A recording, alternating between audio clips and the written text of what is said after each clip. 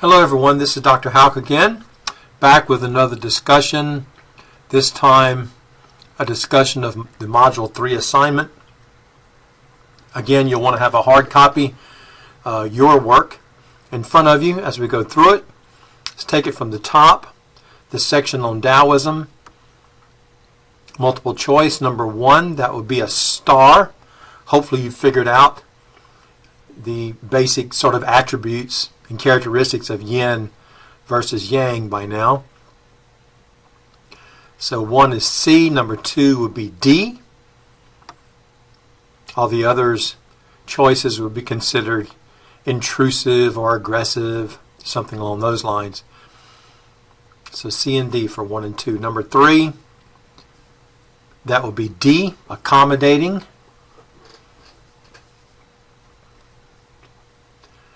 That's by far the best answer there.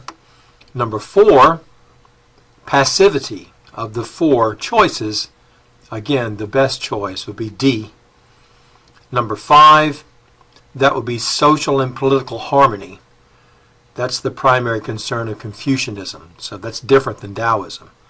So B, 5B. Number 6, the 8 immortals, associated with Taoism, A. Number 7, most religious temples in China are associated with Buddhism, C. Now, Buddhism did not originate in China, but it is very popular there. Number 8, why do Taoists teach that we should not alter or change things? That would be D, because the world is naturally in harmony. Things are good as they are. In other words, one of the primary teachings of Taoism. Number 9, into the Judaism section, that would be C. The 12 sons of Jacob would become the head of the 12 tribes. Number 10, it was the military takeover of the Assyrians that split Canaan into Israel in the north and Judah in the south. Number 11, the final version of the Tanakh was finally agreed upon in 90 CE. So actually, not until Jesus had come and gone did the quote-unquote Old Testament part of the Bible actually become finalized. Number 12, the most conservative sect of Judaism is the Orthodox sect. And 13, different versions. In fact, there are about 3 that are found in two different books, Exodus and Deuteronomy, C, 13C. Next page, true, false. And again, please make sure that your work is formatted and paginated just like the original.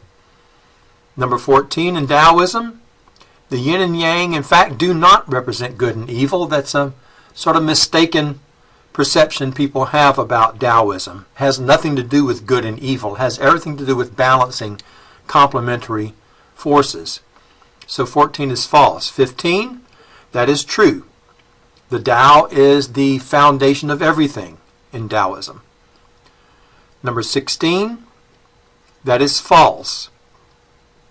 It does not teach the avoidance of emptiness. Number 17, that is false. Taoism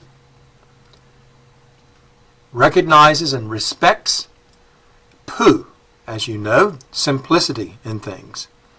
So 17 false. Number 18, according to Chuang Tzu, the best way to live in a chaotic civilization was to become part of it. No, it's actually the opposite.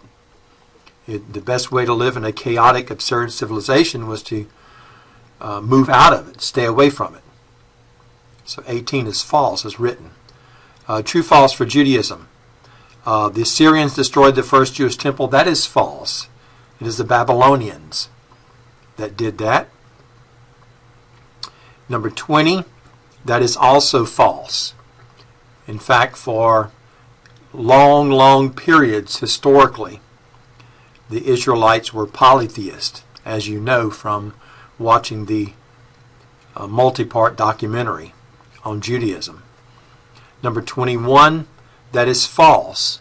There are female rabbis in Reform Judaism, for example, here in the United States. Number 22, that is also false. That the way that God is described is sort of describing the God of the second Genesis creation story, not the first. Number 23, all Christians do not follow the same version of the Ten Commandments. That is true, as was noted in the lectures. Number 24, crucifixion, in fact, was a popular Roman form of execution. Jews did not use crucifixion at all. So that's false.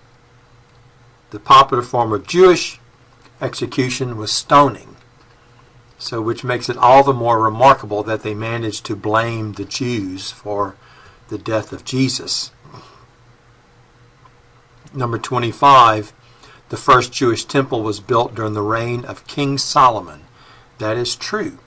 The three kings of the United Monarchy were Saul, followed by David, and then Solomon, and it was under Solomon's reign that the first temple was built. And it would stand until the Babylonians destroyed it in the 5th century BCE. Fill in the blank, Taoism. 26, Wu Wei. We say paradoxically because actually it's not really actionless action. It's action that is not overly disruptive. Anyway, the answer is Wu Wei. Number 27, of course, that should have been easy. Nature is more Taoist. That's the way things are naturally, right? Nature is the Tao. Number 28, the three most popular greater world religions in China: Taoism, Confucianism, and Buddhism. And then number 29, I think this might have come from one of the videos. The Apricot Terrace is located in Khufu, K-U-F-U. Turn the page at the top. Number 30, Judaism. U-R, is Abraham's hometown. Saul, number 31, is the first king of the United Monarchy, as I mentioned a while ago. 32, Zoroastrianism. Zoroastrianism. It spells just like it sounds. Cyrus the Great was a Zoroastrian. Also, too, by the way, were the three magi of the Christmas story. Number 33, that would be Reform Judaism. Number 34, Elohim is used in the first Genesis account. A totally different name for God was used in the second Genesis creation account, Yahweh. But the answer for 34 is Elohim. 35, the protocols of the elders of Zion. Incredibly enough, virtually all the foolishness you read today about Jews, that they're, all the terrible stereotypes regarding banking and money and control and things of that nature were all dreamed up by the writers of the protocols of the elders of Zion. It's been proven to be a forgery long time ago. 36, they're called Parsis, P-A-R-S-I-S. 37, 613, and that's why it's interesting that Christians who really, frankly, don't know anything about the Bible or don't know much about the Bible, and certainly not the Old Testament or the Tanakh, they go on and on about the Ten Commandments this, the Ten Commandments that, but actually there's 613 of them, and we can't assume that any one of them is any less important than the others. And that, in fact, is why a lot of people get blamed for cherry picking. They do seem to be awfully concerned about certain mitzvot and totally unconcerned with the others. Anyway, but there are a total of 613 found in the Tanakh, what Christians would call the Old Testament. Identification, poo. And it's probably not voiced like that. It's probably something like poo. Anyway, there are two aspects to poo. There is a simplicity of being, and there's a simplicity of perception. In other words, the two different aspects of poo are, number one, things in their natural state are best. And then number 2, we should perceive things simply through the eyes of a child, for example. Number 39, Qi or Qi, impersonal, self-generating energy. There are 2 aspects to Qi. There's yin and there's yang. So something along those lines would have been fine. Basically the basic energy of life. Lots of things would work there. And it comes in the form of yin and yang. The Tao Te Ching, that's the primary religious text of Taoism. It was supposedly written by Lao Tzu, and it contains 5,000 Chinese characters. So it's relatively short. Huangbo, that comes from the video. That's a Chinese Zen master. Zen is a particular sort of mystical, contemplative form of Buddhism that really started in China, where it's known as Chan. And as it moved out to Japan, they started using the term Zen more. Anyway, it's a Chinese Zen master, Huangbo. Tai Chi Chuan or Tai Chi Chuan. It's another term for that. This is a certain training that people do for the martial arts. And, you see the people doing these very slow sort of movements, maybe early in the morning out by the beach or whatever. And the idea is that it aids the flow of qi through the body. So it's kind of like feng shui for the body, in simple terms. Judaism, at the bottom of the page there, number 43. Anti-Semitism is a hatred and mistreatment of Jews. It has a long and sordid history, unfortunately. YWH. Now, this is not YHWH, which would be Yahweh. In fact, we really don't know how it's pronounced because Hebrew is written without vowels. This is the designation for God that comes from Midian. This you picked up on in that multi-part documentary on Judaism, and it's thought to be the term that Yahweh, YHWH, was derived from. But it began as YWH, again no one knows how to pronounce it, the god of Midian. Alright, the Septuagint is the earliest Greek translation of the Old Testament. Taoism 46, describe the basic life philosophy of Taoists. In other words, how do they conduct themselves on a daily basis? Well, there's lots of things you could have written here. Some things you could have written are the following. They are patient, they're accommodating, they're non-disruptive, they tend to be tolerant, they see beauty in natural things, they would certainly be environmentalist, etc. So I'll just look at what you wrote there. It is said that the Tao is ineffable. What does that mean? Well, first of all, to be ineffable means cannot be put into words. As it says in the very first line in the Tao Te Ching, although there are different translations of it, it says something like, that which can be said of the Tao is not the Tao. In other words, humans can't put what the Tao is into words. Okay? 48, describe how Feng Shui affects Qi. Well, Qi is the natural, the energy that flows all around us. Feng Shui has to do with directing that energy so that our life and our bodies and our surroundings are in harmony with that flow of energy. So a really good Feng Shui would promote a smooth, harmonious flow of qi, of energy around us.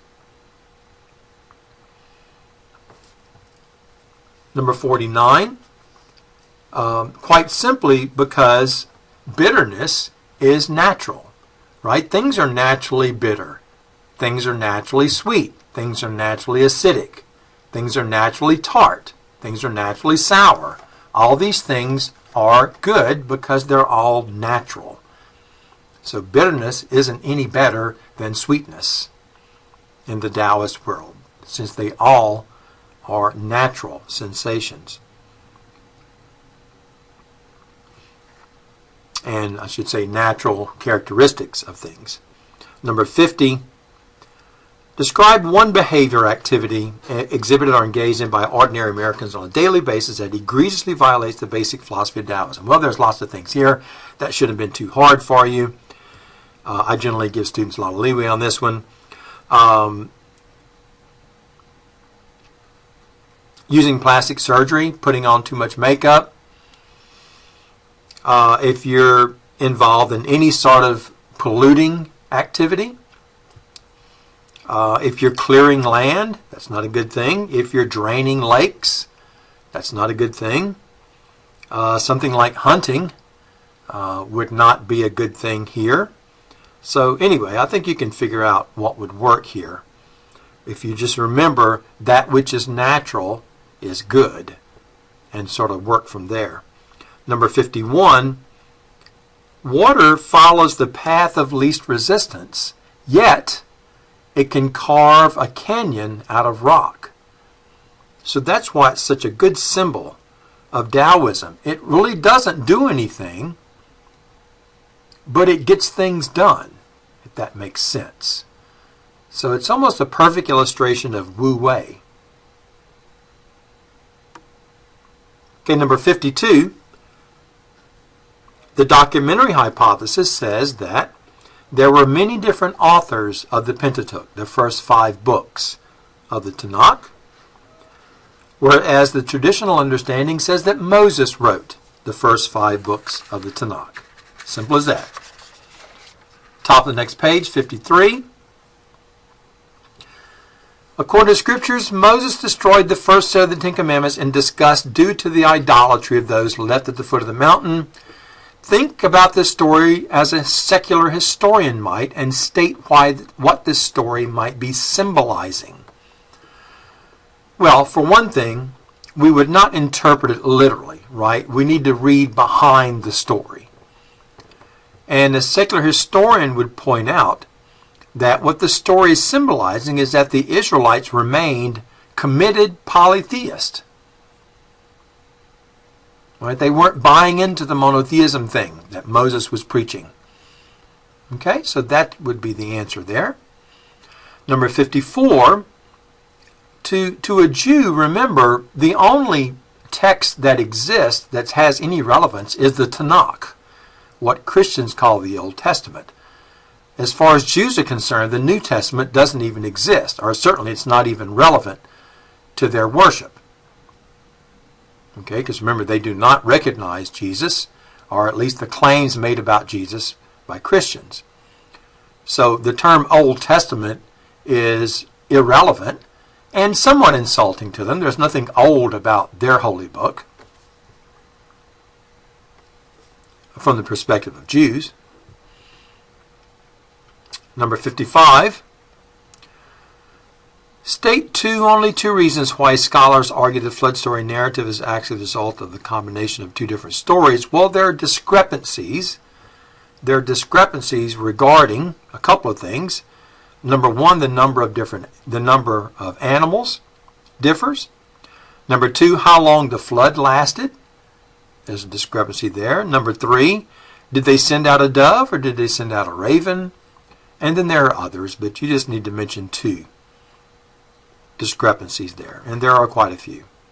Number 56, again, discrepancies, this time in the Genesis creation stories. So if you compare the 2 Genesis creation stories, where do we have disconnects? Where do they not match up? Well, there's a lot of places. Number 1, the name of God is different in both stories.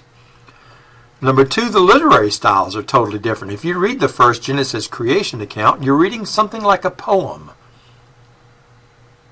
almost like a song with different verses. Whereas when you switch to the second Genesis creation account, which begins at Genesis chapter 2, verse 4, now you're reading a narrative story. So the literary styles are totally different. Third, one is more or less an outline. That would be the first one. It's sort of like a brief outline of creation. whereas the second version is an extended, detailed account of creation. And then finally, in the first one, God is described as being totally different than the God of the second version. In the first version, God is withdrawn, very mystical, very mysterious, whereas in the second one, God is very engaged. In other words, part of the human world, very anthropomorphic, has human characteristics. So anyway, so it's quite clear. And in fact, scholars say that the stories were written about 500 years apart, obviously by very different individuals. Number 57, simply put, the Marcionite Bible, now these were Christians, remember, early Christians, would contain no Hebrew scriptures. So there would be no quote-unquote Old Testament. Number 58, what is the link between the Hebrew Genesis story in the Bible and the older creation mythology of Babylonian culture? Hint, it involves a Hebrew term, tihom. Well, in chapter 1, verse 2 of the Bible, right at the beginning, there is a reference to the primordial waters of the deep, and they represent chaos. Well, the Hebrew term that's used there is tihom, T-E-H-O-M. Well, that's interesting because if one reads the Enuma Elish, the creation story of Babylon, which is about 400 years older than the Genesis account, one sees that Marduk, a male god, slays Tiamat, a female god. So Marduk represents order and authority and power, and Tiamat, the female goddess, represents chaos and destruction and disorder. And virtually all linguists are in agreement that the term tihom is derived from Tiamat. That's the connection. 59, it's always interested me the way that Christians talk so much about the Ten Commandments as if they have something to do with Christianity. Really, curiously, they don't. Because, actually, they were, first of all, you find them in the Jewish scriptures, the Tanakh, and they were given to Moses from God. Obviously one of the most famous Jews of all time. So they're certainly not properly considered Christians. Now, Christians have appropriated the Ten Commandments because the Old Testament is part of the Bible.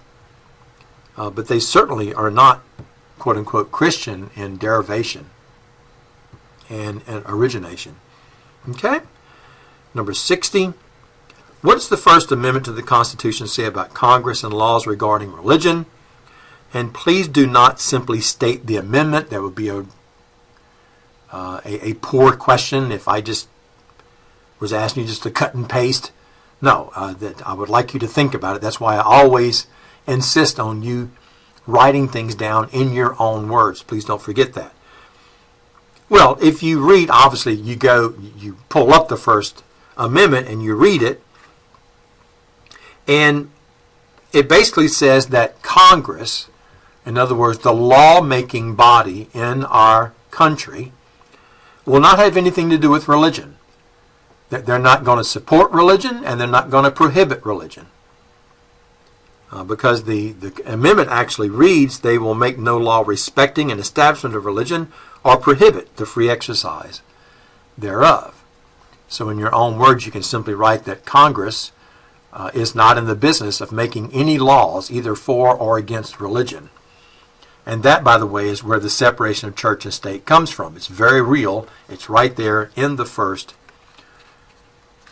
Amendment of the Constitution. Please note, it is the very first amendment that the Founding Fathers added to the Constitution. And if you're wondering, that is precisely why we don't have prayer in government-sponsored schools, public schools we're talking about, because it is literally unconstitutional. And there's the reason. All right, 61, top of the next page. Why did the destruction of the Second Jewish Temple and the final defeat of the Jews in the 2nd century Palestine lead to the development of Rabbinic Judaism? Well, before the destruction of the Second Jewish Temple, remember it had been rebuilt under Cyrus the Great after the Babylonians had destroyed it. Before it had been destroyed, there was a central focal sort of point of Judaism in Jerusalem, namely the temple, the Second Temple. But once that's destroyed, there's no longer a centralized sort of focal point for Jewish worship. And so therefore, people began to establish, what was once centralized now became decentralized. With the temple gone, people began to establish, smaller sort of auxiliary temples all around the world, headed up by rabbis. And so there you go. And they became the center of worship, although now there are many centers of worship as opposed to being one. Long answer question, number 62. For Pu, we would certainly use the terms, 3 different terms are relevant for Pu. Number 1, Pu, because Pu certainly is very simple in the way he sees the world. He also has simplicity of being in that he doesn't try to improve himself or do anything to change himself. So certainly Pu. Also Wu Wei, he's not disruptive at all. He quote-unquote goes with the flow. And then he respects the Tao, D-A-O, because of Pu and Wu Wei. He goes with the flow. He doesn't try to manipulate the world around him. He sees the world as good as it is. Right, now Eeyore is complaining all the time. In other words, he doesn't accept his lot in life. He's always picking at something. So he simply doesn't trust the Tao. He doesn't trust the Tao at all.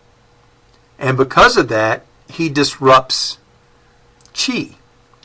In other words, the free-flowing energy around us is being disrupted all the time with Eeyore because he's always fighting against it. He's never accepting things as they are.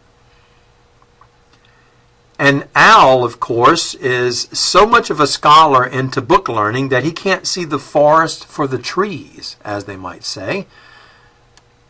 So he rejects Pu, that things are best in their simple natural state. He has to analyze things, and he does that so much, as I said, he gets lost in the chaos of things, and he doesn't actually see the big picture. He loses sight of simplicity. And number 63, what I want in this question is, first, describe the hypothesis itself. The hypothesis says that the Pentateuch was written by at least 4 different individuals at different times.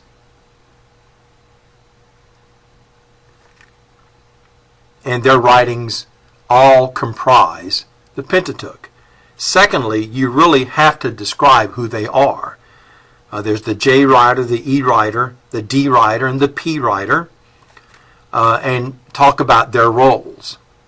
Okay, so you need to do all that to really cover that question well.